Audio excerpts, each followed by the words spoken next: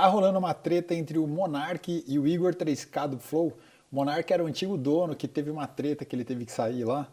E agora o Monark está acusando o Igor do Flow de não cumprir com o contrato. Quando o Monark saiu do Flow, eles tinham feito um contrato que o Flow ia ter que pagar para o Monark, acho que são 10 milhões, se não estou enganado. Então o Monark está acusando o Igor de não cumprir o contrato, está dando uma baita treta. Então vamos acompanhar aqui o que o Igor respondeu no vídeo. Vamos ver o que está acontecendo. Esse aqui não é um vídeo resposta, isso aqui é um vídeo para minha comunidade, para galera que acompanha o Flow e para quem está aqui tentando entender melhor o que está acontecendo, que está envolvendo o nome do Flow, está me envolvendo. Eu estou tendo que conversar com a minha filha, explicar para ela que eu não sou ladrão e que eu não sou caloteiro. E eu não pretendo falar disso aqui de novo, tá bom? Então vamos lá. Algumas coisas têm sido faladas sobre nós e eu vou falar de cada uma delas aqui nesse vídeo, tá bom? Pra começar, o Monark, ele nunca foi na minha casa me buscar pra gente fazer o Flow. Ele não me escolheu pra fazer o Flow. Ele não ia fazer o Flow. Eu conheci o Monark em 2016, quando eu me mudei pra Curitiba. Ele tava numa fase esquisita da vida dele, aquele Monark barbudão. O Monark sempre foi muito conhecido na internet por conta dos jogos, né? Ele era gameplay, então ele era bastante conhecido. O Igor também era bastante conhecido, daí os dois se juntaram e criaram o Flow. Eu não conhecia nenhum dos dois, eu só vinha conhecer depois do Flow só. 2018, quando eu fui falar com ele pra gente fazer uma coisa nova, aí ele falou da ideia de fazer um podcast. E qual era o momento que a gente tava na nossa vida ali? Cara, eu tinha os meus canais no YouTube, eu era reconhecido, eu sou reconhecido dentro do nicho, por exemplo, de fighting games, né? Vira e mexe tem os caras falando ainda de GTA, de Mario Maker, etc. E eu tava fazendo as minhas lives lá no Facebook, que eu ganhava muito bem a ponto de eu conseguir ter as minhas coisas tudo em dia. E eu tava Faz tanto tempo que eles faziam live no Facebook antigamente, não era nem no YouTube. dando um dinheiro pro próximo projeto que eu ia fazer, porque eu sabia que as lives no Facebook, e assim como qualquer outra coisa na vida, não duram para sempre. Então eu juntei um dinheiro, com um dinheiro, Monark, vamos fazer uma parada junto? Que tal se a gente fizesse, por exemplo, um canal de unboxing? E ele falou, cara, é uma boa ideia, mas e se a gente fizesse um podcast? E eu confesso que eu não tinha assistido o Joe Rogan ainda. Ele tava nessa desde... John Rogan é um cara lá dos Estados Unidos que meio que, não que criou esse formato, mas que popularizou o formato de podcast. O John Rogan é aquele cara que ele narrava, não era árbitro, ele sempre era um comentarista do UFC. E daí quando veio a pandemia, ele meio que popularizou o formato podcast e explodiu. Aí várias pessoas copiaram esse formato dele, né? 2016, quando o Jordan Peterson foi no Joe Rogan Experience pela primeira vez, e ele gostava muito de Jordan Peterson, estava numa fase da vida dele que ele estava completamente improdutivo, ele já tinha largado o canal dele, né, que agora não dá mais. Ele era sócio de uma produtora que faliu, né?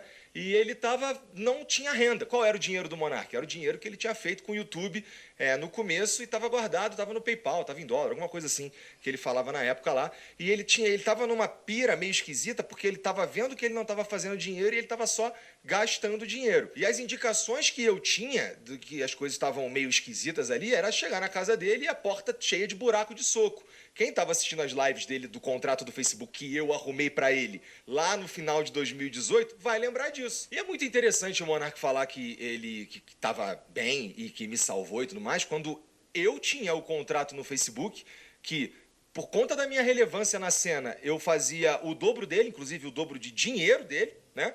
Num contrato que eu arrumei para ele. Se ele estivesse tão relevante quanto ele diz que estava, eu acho que ele teria pelo menos sido procurado por alguém, né? Ou talvez um contrato igual ao meu, pelo menos. Quando a gente foi preparar a sala do Flow, inclusive, que ele diz que ele pintou inteira, ele deve ter esquecido do que a Mariana fez, do que o Gian fez, do que o meu pai fez, inclusive. Ou da vez que a gente foi buscar eu, ele e o Gian as cadeiras lá no Suns Club.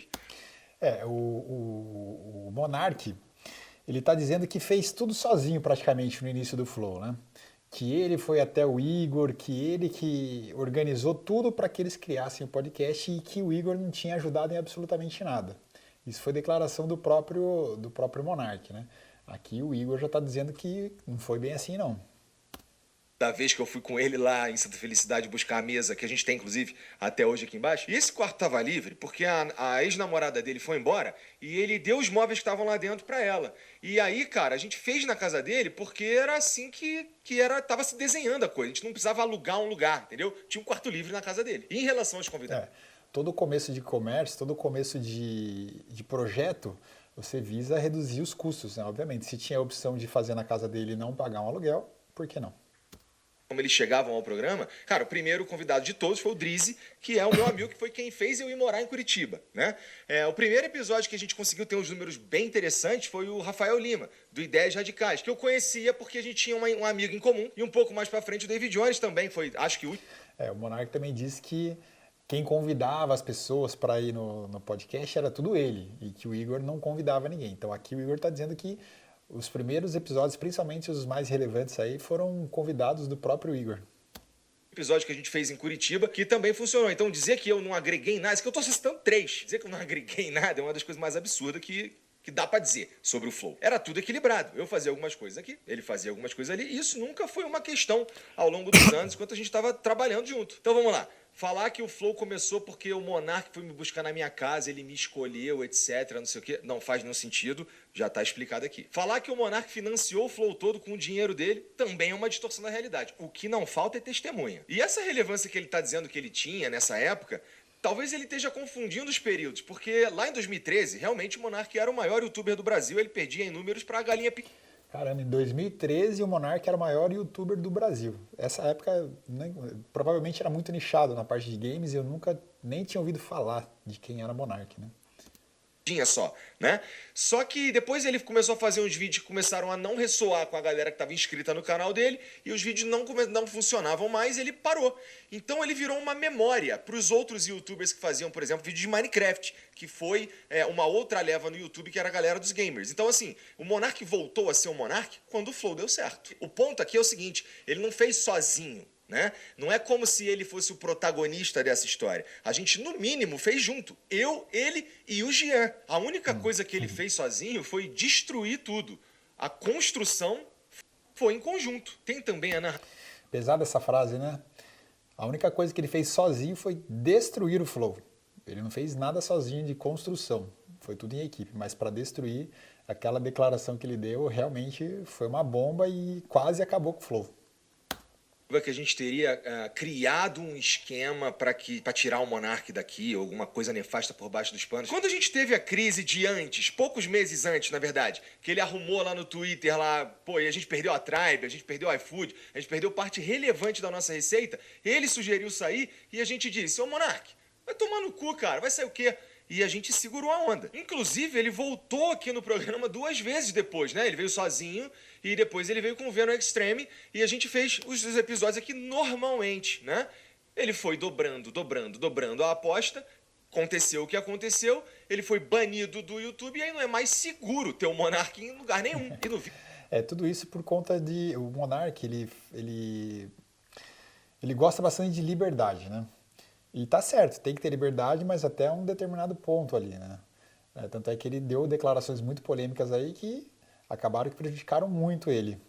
E toda a história tem 2 lados também, né? O Monark falou a dele, agora o Igor tá vindo aqui trazer a parte dele também, que vê que não é bem assim como o Monark falou. A gente faz, tem o André Leist, que é o último vídeo do Monark como host aqui do Flow, ele diz com todas as letras que a gente chegou numa conclusão, né? E que ele fez parte disso. Então eu não estou entendendo essa de um complô para tirá-lo daqui. Lembrando aqui que naquele dia acabou o Flow Podcast, tá bom? Então, a gente teve muita repercussão em tudo quanto foi lugar. A gente teve tweet de presidente do Brasil, a gente teve tweet do ex-presidente do Brasil, teve cobertura na mídia, na grande mídia, teve no Jornal Nacional. Para quem está perdido e não sabe o que aconteceu, não acompanhava eles nessa época, o Monark deu uma declaração num podcast falando sobre liberdade e ele disse que apoiava até um partido, que eu não posso falar o nome aqui senão o YouTube dá strike, mas sabe aquele cara da Alemanha que tinha um bigodinho assim, que não pode falar no YouTube o nome dele? Então, apoiava até um partido dele no Brasil. E não caiu muito bem isso daí não. Né? Todo mundo fez react, teve jornal do mainstream ligando para os meus convidados e tá tudo isso documentado na internet. Não precisa acreditar em mim, é só você ir verificar tudo, tá bom? Dá uma olhada no que estava acontecendo em 2022 na internet, você vai verificar tudo isso que eu tô dizendo. Acabou o Flow ali, a gente perdeu 100% de tudo que a gente tinha. Então a gente perdeu contrato para fazer transmissão de futebol, a gente perdeu contrato de patrocínio, a gente perdeu a monetização de 7 canais, tá? Então não tinha mais Flow. Ali acabou. Acabou. Essa que é a verdade. Então, Aqui a gente está falando de uma decisão que a gente tomou, tá bom? Que é talvez o centro desse vídeo e de tudo que tem sido falado ultimamente na internet, que é o contrato que eu assinei com o Monark, né? Cara, em 2022, naquele dia 8 de fevereiro de 2022, a gente estava aqui debatendo o que a gente ia fazer com uma empresa que não existia mais, né? O Flow acabou ali. Pois é, eles perderam tudo, cara. Perderam o contrato por conta de uma declaração. Eles tiveram um dos maiores cancelamentos que a internet já viu já, né? O que sobrou foi a responsabilidade de cuidar de todas as famílias, de todos os provedores, né, de todos os fornecedores, de tudo que a gente estava se propondo a fazer naquela janela de tempo. Eu não comprei uma empresa saudável, eu não comprei uma empresa multimilionária, eu comprei uma empresa falida, morta, em uma profunda crise de reputação. Então, nesse momento, quais eram as opções que eu tinha? Cara, eu podia ir atrás dos meus direitos na justiça e resolver esse problema por lá. E quais seriam as consequências disso? Seria todo mundo que um dia teve algum tipo de negócio com a gente ir para a justiça procurar os seus direitos porque a gente deixou de cumprir as nossas responsabilidades. Naquele momento que tudo desabou, eles fizeram um contrato onde o Monark estaria vendendo a parte dele para o Flow, não sei qual foi o valor, estão dizendo aí que é de 10 milhões o valor do contrato. E o BO é o seguinte, que o Monark está dizendo que agora o Flow não está cumprindo em pagar tudo certinho a parte do contrato. O Igor, diferentemente, está dizendo que está sendo tudo feito conforme combinado. Eu escolhi ficar no Flow. Eu escolhi assumir toda a responsabilidade de todo mundo que trabalhava com a gente. Eu escolhi assumir a responsabilidade de trazer de volta a nossa reputação. Eu escolhi, cara, ficar aqui no mesmo endereço, tá? Dando a cara a tapa todo dia para todo mundo ver o que eu estava fazendo, que era uma reconstrução da reputação que foi destruída. Então dizer que o Flow é diferente depois que o Monark saiu, mas isso é óbvio, isso a gente não precisava dizer, porque o Flow acabou no dia 7 de fevereiro de 2022. E o que veio depois só tem o mesmo nome. E a gente mantém o mesmo nome por respeito ao nosso trabalho, ao nosso esforço e ao movimento que é o Flow. Entendeu? Sobre eu ter ficado no Bem Bom. Deixa eu fazer aqui um pequeno resumo. O Monark fala que depois que ele saiu, óbvio, teve toda a reconstrução e voltaram os patrocinadores, voltou a grana e ele está acusando o Igor de estar no Bem Bom, aproveitando da empresa que era deles. Mas se ele vendeu a parte dele, ele não tem que falar. Desde que o Igor cumpra com a parte combinada no contrato, o Igor faz o que quiser, não tem essa. De como foi a tempestade de merda que a gente viveu nos meses que vieram depois, né? As pessoas não queriam se aproximar da gente. A gente ia nos eventos, a gente era xingado ao vivo nos eventos, né? Então a gente tentava fazer alguma coisa na internet, não importava se era bom, era só os comentários que você sabe, né? Então, não foi o Bem Bom nem pelos próximos meses. Então, mas aí você começou a ganhar dinheiro. Cara, depois que aconteceu tudo isso, a gente voltou a ter parceiros, mas num volume muito inferior do que a gente tinha, cara. A gente não voltou para o patamar que a gente estava. Pois é, além de eles estarem no hype aquele período, todo mundo ficou preocupado em voltar a apoiar o Flow assim para não vincular o nome a algo que estava acontecendo naquela época. Porque essa crise veio no auge, quando a gente estava no hype.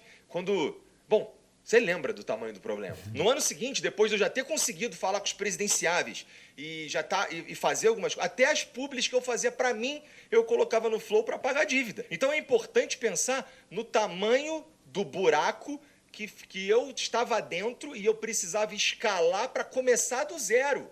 Tá entendendo? Então falar que eu rapidamente me estabeleci, isso é porque vocês estão vendo que eu fui eficiente em mostrar o que a gente veio fazer. É importante lembrar que lá, no dia 8 de fevereiro de 2022, eu olhava para frente e não tinha nenhuma perspectiva da gente de fato conseguir. Pois é, rapaz, quando você pega uma empresa que está numa crise tão profunda assim, vou falar para você, o Igor foi corajoso em continuar, até com o mesmo nome Flow, porque o buraco era grande mesmo que eles entraram. Isso aqui voltar. Eventualmente a gente voltou a ganhar dinheiro? Sim. Mas tinha um buraco enorme para tapar. E a gente levou em consideração várias coisas quando a gente foi definir o valor que ia colocar no contrato para pagá-lo, né? Uma delas foi como é que esse cara vai ter a chance de recomeçar? Ele tá tóxico, ninguém quer chegar perto, né? Então, como é que a gente dá essa chance para ele? E a outra parte foi a gente veio até aqui junto. Mas é claro, né? Caso a gente voltasse a ter lucro. Porque não tinha dinheiro para pagar ninguém. Então não era eu vou te pagar amanhã. Não faz sentido. Não tinha dinheiro para fazer nada. Não tinha dinheiro para pagar as pessoas que estavam trabalhando no dia a dia. Inclusive, o Monarch Talks, a mesa, as cadeiras, as câmeras, os microfones, até a mão de obra para fazer a arte, veio daqui. A gente chegou... Monarch Talks foi o podcast que o Monarch criou assim não, um tempo depois que ele saiu do Flow, né? Para continuar no cenário, na cena de podcast e tudo mais. Com ele que talvez não fosse a melhor hora para fazer um podcast, para esperar baixar a poeira, para repensar algumas coisas e tal. Ele fez assim mesmo, foi lá que ele foi dobrando a aposta, né? Ele conseguiu um contrato com o Rumble naquela época, mas à medida que ele foi dobrando a aposta, as coisas foram acontecendo, até que teve a live do argentino lá, e ele perde o contrato com o Rumble e tudo acaba ali, e ele entra numa que ele tem que ir para os Estados Unidos. Eu não sei qual foi a treta que aconteceu do podcast dele do Rumble, mas eu sei que deu ruim lá também por algum motivo. Ele teve que parar de fazer, acabou que ele foi embora do Brasil.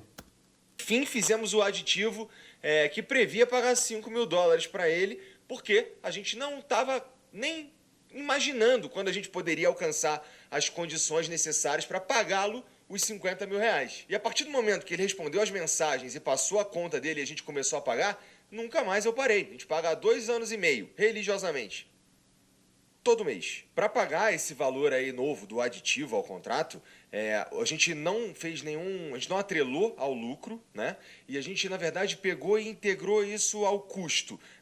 Na verdade, ele passou a ser um custo meu. Então, chega o meu salário, eu pego e pago o Monarch. Nesse contrato, o Monarch teria que passar a marca para mim no dia seguinte, né? Ele teria que ter ido assinar um papel e ele não foi assinar.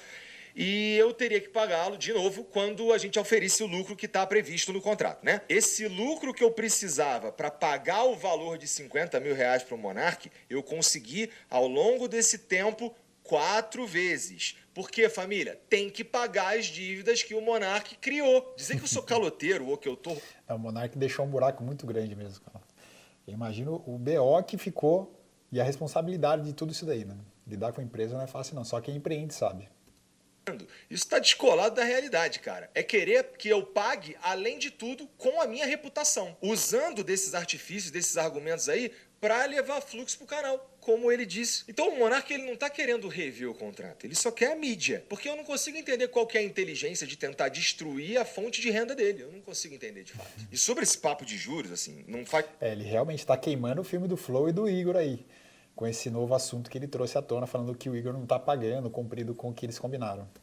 Sentido, porque juros é quando a gente paga atrasado as coisas, né? Talvez queira dizer alguma outra coisa e também não vem ao caso por conta de tudo que a gente já está falando aqui para vocês, né? Imagina, por exemplo, eu ter que... eu só consigo pagar o Monarch daqui a 10 meses. Então, obrigatoriamente, eu, além de assumir essa dívida, eu ainda tenho que assumir a possibilidade dela triplicar porque eu não consegui pagá-lo porque ele me atrapalhou por conta da circunstância. Não faz sentido. O rolo é grande, meu. O rolo é grande. Nunca teve calote, nunca teve meio contrato. Quem não está cumprindo o contrato é ele, porque ele tem que me passar a marca, como foi assinado lá. E assim, passar a marca, eu não estou pedindo para passar a marca, ela é minha, tá? Eu poderia ter processado o Monarch 4 anos atrás para tomar a marca dele. Aí eu escolhi não processá-lo. A sensação que eu tenho é que eu sou culpado por ter feito o Flow funcionar de novo, né? Parece um recalque que, olha, continuou só com o Igor e deu certo. Tinha que ter... Toda história tem 2 lados. O Monarch provavelmente é ressentido com o Igor. Ressentido não. Em ver que ele prejudicou muito o projeto, teve que sair. E depois ver o seu projeto continuar sem você, né? Isso daí é chato mesmo de lidar. Errado. Parece que algumas pessoas têm essa sensação, né? Infelizmente, vocês erraram. Sobre entrar em contato. Bom, primeira coisa, ele mandou uma mensagem pra mim, de fato, que eu fui ver depois, porque o meu número é vazado, que vazou na época da crise, né? O meu, do Gian, as nossas redes sociais, né? Todas operam de um jeito meio esquisito depois daquilo lá, porque todo mundo mandou mensagem tudo quanto foi lá. E aí chega pra mim uma mensagem do número aleatório, na época até sem foto, com um número de conta, falando pra eu mandar R$50.000, que era pra mudar isso e valeu, obrigado. E depois uma ligação, que eu também não vi, e ficou perdido no limbo. E essa mensagem que ele mandou ele diz que não conseguiu entrar em contato com a gente.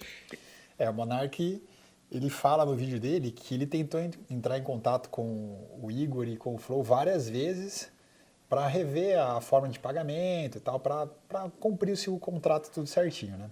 Aqui o Igor está dizendo que ele trocou o número de telefone. Se um número de telefone te chama, que você não conhece, assim como várias pessoas me chamam também. Eu não respondo o número que eu não tenho na agenda, que eu não conheço. Dificilmente eu até vejo a mensagem, né? Mas se um número estranho te chama, passando um número de conta e falando que você tem que depositar nessa conta, obviamente eu vou imaginar que é golpe, né?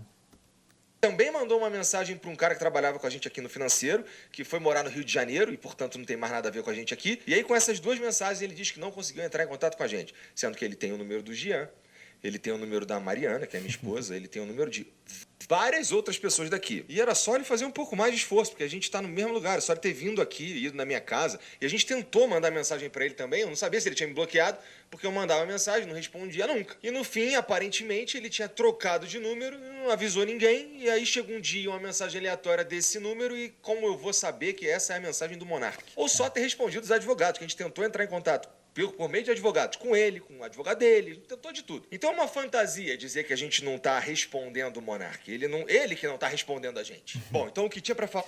Tá vendo? Toda história tem dois lados, não tem jeito, né? Sobre o Monark é isso. Não pretendo falar outra vez, como eu já disse. E agora vamos falar do Serjão. E antes de eu começar... Pois é, o Serjão também foi outro que meio que comprou a briga do Monark e começou a falar várias coisas mal também do Igor e do Flow. Falou que ele trabalhou de graça por um bom tempo, até mesmo para ajudar o Flow nessa época conturbada aí. Mas eu tô falando umas coisas mal, vamos ver o que o Igor tem a dizer aí. Serjão, é preciso deixar uma coisa clara. Não é porque o cara trabalhou aqui no Flow e saiu, sei lá, por conta de uma incompatibilidade profissional, que ele sabe exatamente o que está acontecendo aqui ou que ele é o conhecedor das coisas da internet, sequer o conhecedor das coisas do Flow. Tem uma narrativa aí dizendo que o Sérgio Sacani teria trabalhado aqui 2 anos sem receber para que a equipe pudesse ser paga, porque estava uma grandíssima dificuldade e não dava para pagar a equipe, então ele abriu mão do salário dele, tá? Dá pra dizer que o Serjão, ele nunca veio aqui sem receber, mas ele já recebeu sem vir aqui, várias vezes. A gente ficou um tempo tentando fazer com que o Sérgio viesse cumprir o contrato dele, que era um contrato de exclusividade, que previa que ele fizesse 3 programas por semana, que previa um salário para ele fixo e que previa também um bônus que tinha a ver com que o canal fizesse de lucro. Ele simplesmente não vinha. Nem entrega pra marca o cara vinha gravar. Ele chegou a desmarcar 2 vezes e eu tive que fazer por um valor muito abaixo, que acabou atrapalhando toda a relação com a marca, com tudo, por causa da falta de responsabilidade dele. Quando você tem um colaborador fixo, que no contrato você tem uma exclusividade, e essa pessoa não vai trabalhar por motivos maiores ou pessoais, é complicado mesmo, né? Mês que eu tive que pagar o Sérgio e a equipe e eles não vieram aqui. Teve dia que o Sérgio marcou, sei lá, um episódio na semana e com um cara que vinha dos Estados Unidos, o cara chegou aqui e ele não veio. Teve vez da equipe estar toda pronta aqui, a equipe extra, tá? Que a equipe dele não estava aqui. A equipe extra estava toda no estúdio ali preparando a live que ele ia chegar, quando liga para ele atrasado meia hora já, ele estava em Brasília. Não é que... Além de não ir, é o descompromisso em nem avisar a pessoa, que é o mais chato de tudo. Às vezes acontece, esse caso não foi um imprevisto, né, porque ele estava em Brasília, mas às vezes acontece um imprevisto, no mínimo a pessoa tem que avisar com um pouco de antecedência, tá acontecendo assim, assim, assado, vou atrasar, ou não vai dar por algum motivo, assim, assim, assado. Mas é responsabilidade, né, pelo menos avisar que não vai dar. A agenda dele não era ocupada, é que ele marcava tudo antes de marcar o próprio podcast dele, sem contar todas as vezes que tinha um monte de imprevisto pessoal, né? Que não convém ficar falando aqui também, porque vai levantar também um monte de pergunta. E ver isso na internet, cara, entristece, no fim das contas. Por quê? A gente está falando de alguém que a gente criou uma relação muito maneira lá em 2019, né? A gente foi construindo as coisas, a gente construiu um podcast, né? A gente criou o canal, a gente fez todas as artes, a gente fez vinheta, a gente fez tudo, todos os cuidados, equipe, não sei o quê. E termina assim, né? Termina de um jeito que um monte de afirmação descolada da realidade, me pintando como um cara ingrato, me pintando como um cara que trabalhou para destruir o programa, quando, na verdade, o fato dele não vir fazer o programa fez com que a gente precisasse criar outras coisas para pôr no canal.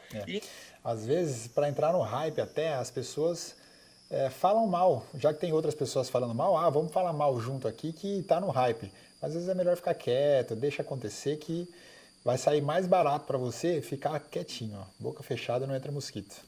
E essas outras coisas, esses outros criadores que apareceram no canal, todos com o aval dele. Então, por que a gente tinha esses outros conteúdos no Ciência Sem Fim? Porque o Sérgio não vinha fazer, né? E ele já avisava assim, ó, mês que vem eu não vou. Então a gente teve que... Beleza, você tem um funcionário com um contrato de exclusividade e o cara simplesmente dita as regras. Ele vai trabalhar quando quer, é isso? Então, aí fica fácil, né? E olha que o Sérgio aparenta ser um cara muito, mas muito gente boa mesmo. Para criar conteúdo ali, seguindo ou mirando no planejamento que nós tínhamos para o que a gente queria fazer, no fim das contas. E aí ele vai falar que ele me apresentou um projeto e eu não quis. Essa parte é verdade. Porque era um projeto que não fazia sentido financeiro e também não fazia sentido editorial. E se for comparar com o que a gente estava fazendo, o que ele estava propondo ia necessariamente ficar muito abaixo do nosso padrão de qualidade. De novo, não necessariamente me apresentar um projeto, eu tenho que embarcar nesse projeto. Exatamente. Às vezes você tem uma ideia que você acha que essa ideia é boa, na sua cabeça pode ter até ser uma ideia boa, mas para a empresa não é, né? O dono da empresa, além de visar o lucro, tem todas as outras coisas que ele tem que verificar para ver se enquadra ou não esse projeto que você está sugerindo. Não é porque você acha que é uma boa ideia, que realmente é uma boa ideia.